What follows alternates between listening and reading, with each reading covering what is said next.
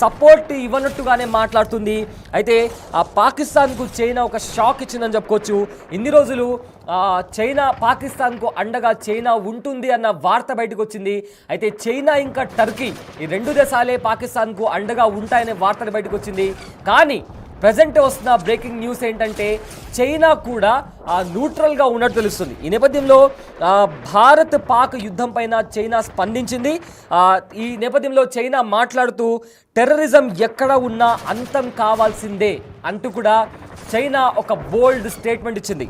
So ఈ ప్రకటన విడుదల చేసింది చైనా. అయితే యుద్ధంపై ఆచితూచి స్పందించింది చైనా. అటు భారత్ పైన ఇటు పాకిస్తాన్ పైన కాకుండా ఒక న్యూట్రల్ స్టాండ్ తీసుకుంటూ పాకిస్తాన్కి కాస్త దెబ్బ తగిలేటట్టుగానే మాట్లాడింది. ఉగ్రవాదం ఎక్కడ ఉన్నా కూడా అంతం కావాల్సింది అంటూ కూడా చైనా స్టేట్మెంట్ పాస్ చేసింది. అయితే యుద్ధానికి పాక్ సామాగ్రిని సైతం తరలించింది చైనా. అయితే ప్రజెంట్ చైనా స్టేట్మెంట్తో ప్రజెంట్ పాకిస్తాన్ డైలమాలో పడింది. ఎందుకంటే కొద్ది రోజుల క్రితం కూడా మనం పాకిస్తాన్లోని కరాచీ పోర్ట్లో కూడా టర్కీకి సంబంధించిన ఒక యుద్ధ నౌకని చూసాము. ఆ యుద్ధ నౌక సబ్మరైన్స్ని డిస్ట్రాయ్ చేయగలిగే శక్తి సామర్థ్యాలు ఆ యుద్ధ నౌక కలిగి ఉంటాయి. అయితే టర్కీ ఇంకా చైనా పాకిస్తాన్కు ఎప్పటికీ కూడా మద్దతుగానే ఉంటాయన్న వార్తలు జోరందుకున్నాయి. కానీ ఇవాళ చైనా ఇచ్చిన ఈ స్టేట్మెంట్తో పాకిస్తాన్కు పెద్ద ఎదురు దెబ్బ తగిలిందని చెప్పుకోవాలి. ఎందుకంటే చైనా చెప్పిన మాట టెర్రరిజం ఎక్కడ ఉన్నా కూడా అంతం కావాల్సిందే అన్న స్టేట్మెంట్ ఇప్పుడు కాస్త అయోమయంలో పాకిస్తాన్ డైలమాలో పడింది. సో దట్ ఇప్పుడు కేవలం యుద్ధ సామాగ్రిని మాత్రమే పాకిస్తాన్కి పంపిస్తుంది చైనా. అదేవిధంగా యుద్ధం జరుగుతున్న నేపథ్యంలో అంటే ప్రజెంట్ ఇప్పటికే ప్రతి దాడి జరుగుతున్నాయి రెండు దేశాల మధ్య. సంపూర్ణ యుద్ధం ప్రారంభం కానప్పటికీ రెండు దేశాల మధ్య ప్రతి దాడులు జరుగుతున్నాయి. బుధవారం రోజు ఉదయం భారతదేశం పాకిస్తాన్ ఆక్రమిత కాశ్మీర్లో ఉగ్రవాద స్థావరాలను టార్గెట్ చేసుకుని మెరుపు దాడులు చేశాయి.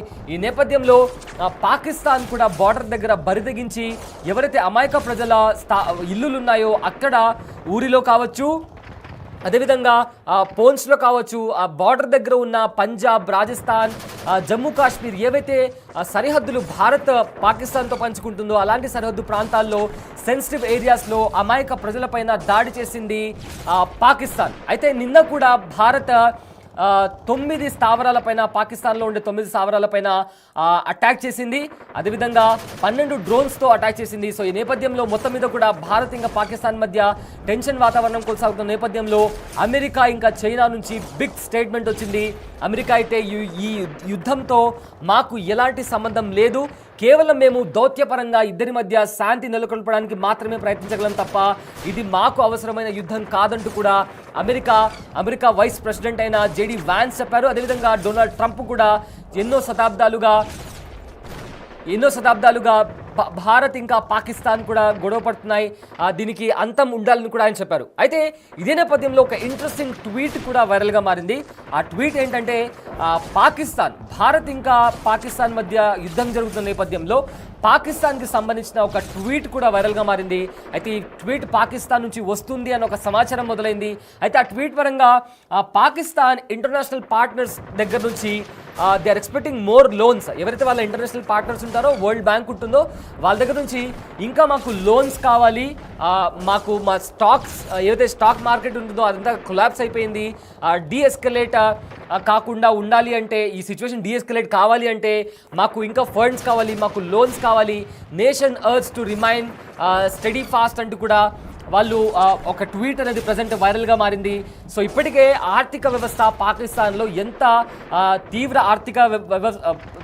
తీవ్ర ఆర్థిక సంక్షోభం పాకిస్తాన్లో నెలకొందో మనకు చాలా క్లియర్గా అర్థమవుతుంది.